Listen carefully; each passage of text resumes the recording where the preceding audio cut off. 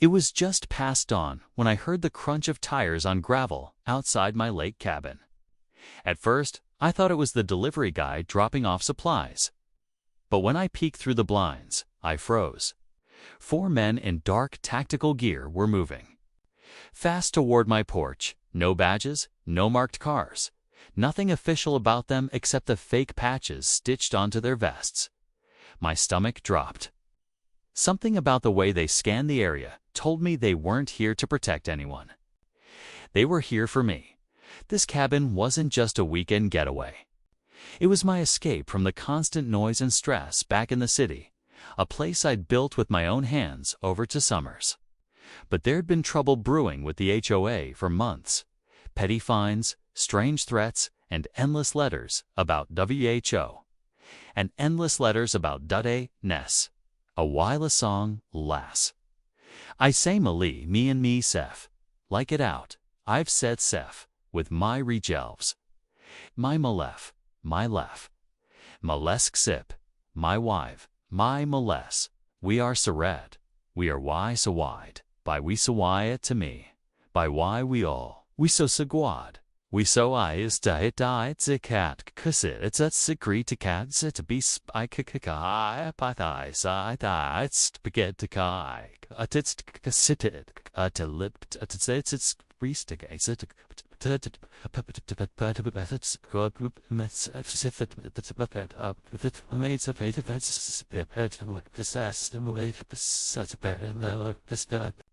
unauthorized changes to my property. I never imagined it could come to this. The men didn't knock. They fanned out, one heading toward the back deck, another toward the storage shed, while 2 came straight to the front door. I caught the faint smell of gasoline on the breeze and felt my pulse in my throat. My phone was in my pocket, but calling 911 felt like too long of a gamble then. Over the hum of the lake wind, I heard another sound. The low rumble of an engine, heavier, deeper, more controlled. From the corner of the cabin, a dark SUV appeared. The kind you only see in high-priority police work. The driver's door opened, and a man in full tactical gear stepped out, his helmet glinting in the morning light. But this time, I recognized the real thing. It was the SWAT commander. And he was looking straight at the men on my porch in that split second. I couldn't tell if I was about to be saved or if I had just stumbled into something much bigger than I could ever imagine.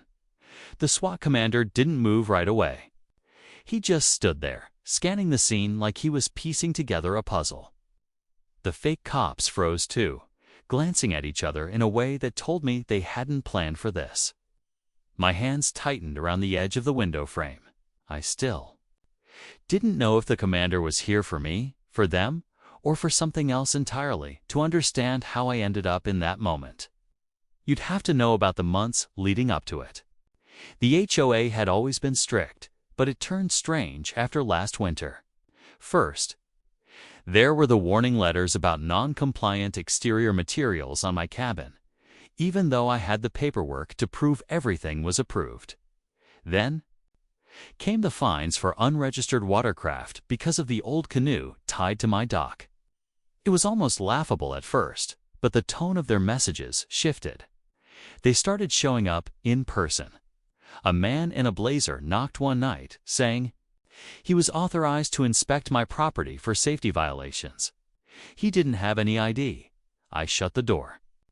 After that, I'd catch unfamiliar trucks parked at the far end of the gravel road. Their drivers watching my cabin until I stepped outside. Friends told me to document everything, but it felt too absurd to be real. Who sends people to stalk? Lake cabin over HOA disputes. Then came the rumor from my neighbor, a quiet, retired guy who'd lived here for decades, that the HOA board president had business dealings with some questionable security contractors. Now staring out at those fake uniforms and the SWAT commander standing in the clearing, I realized this wasn't random harassment anymore. Something bigger was in play. The air felt heavy, charged, like the whole lake was holding its breath. The commander finally raised his hand, signaling to someone I couldn't see. The men on my porch stiffened. One of them glanced toward the shoreline, where the sunlight was just starting to break across the water. That's when I noticed movement in the trees, more figures, shadows shifting closer, and I couldn't tell if they were coming to stop the chaos or finish it. From my window, I tried to keep track of every moving piece, but there were too many. The fake cops on my porch weren't talking now, just exchanging quick hand signals, like they were deciding whether to stand down or make their move. The SWAT commander still hadn't drawn his weapon, but there was a tension in his posture, a readiness, like he was waiting for the smallest wrong step in the trees. The figures kept shifting closer, their shapes blurring against the morning light. Whoever they were, they moved differently than the men on my porch, slower, more deliberate. I couldn't tell if they were part of the commander's team or another group entirely. The real trouble was that I didn't know who was actually on my side. Over the last few weeks, it had become clear the HOA dispute wasn't just about property. Rules. My mailbox had been pried open twice. I'd gotten calls late at night where the line stayed silent until I hung up. And just 2 days ago, my neighbor across the lake told me he'd seen someone messing with my fuel shed after dark. There was also the matter of the cabin's location. Most people thought this was just an old fishing spot. What they didn't know was that my land sat on a narrow strip of shoreline with deep water access, a detail that had suddenly made it valuable to certain developers.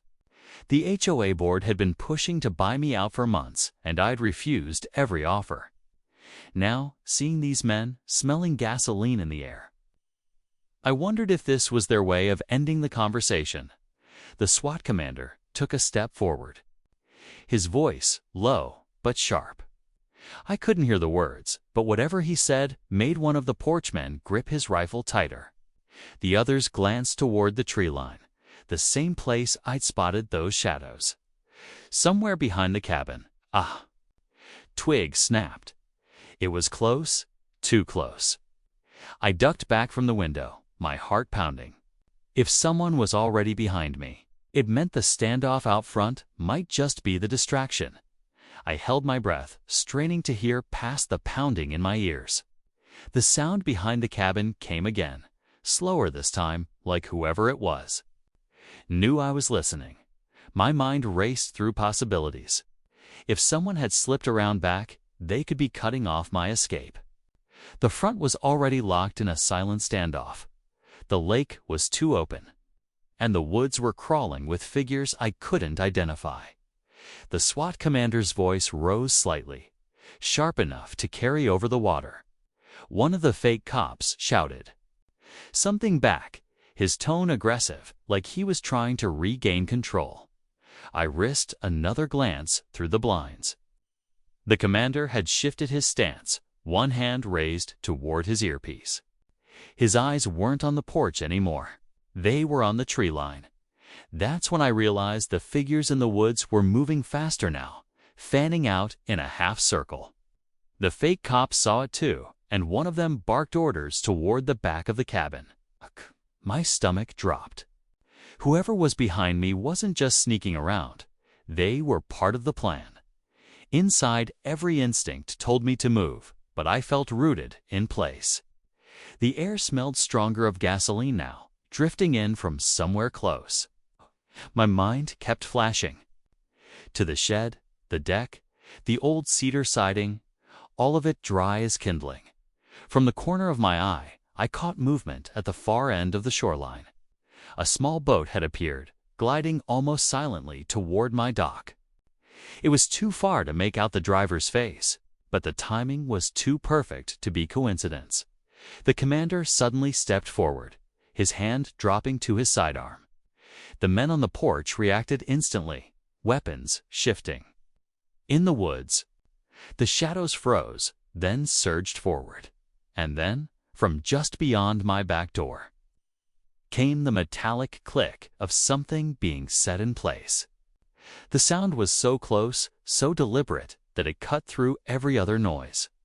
My next move would decide whether I made it out or didn't. The metallic click still echoed in my ears when a sharp knock rattled the back door. Not a timid tap, but 3 hard raps that felt like they shook the hinges. My first thought was that whoever was back there was about to force their way in. But then, in a low, urgent voice, I heard my name. It wasn't anyone I recognized. I stayed still, not answering.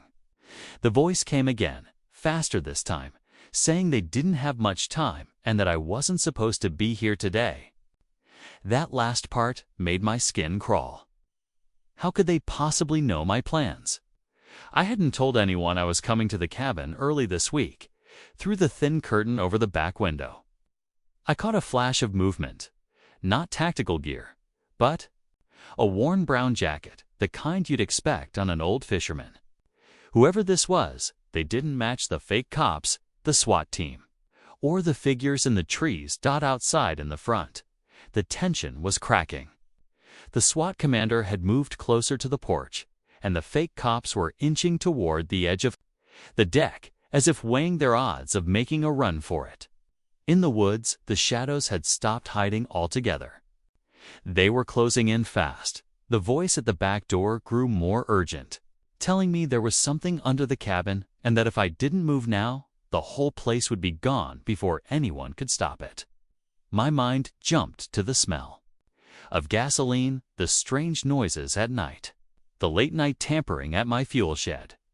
Then a new sound cut through everything, the deep thump of rotor blades. A helicopter was approaching from over the ridge, its shadow sweeping across the water. Everyone outside stopped and looked up. Even the commander, the person at my back door, took that moment to whisper one last thing. They're not here for you, but you're standing on what they came for. Before I could respond, the back door handle started to turn.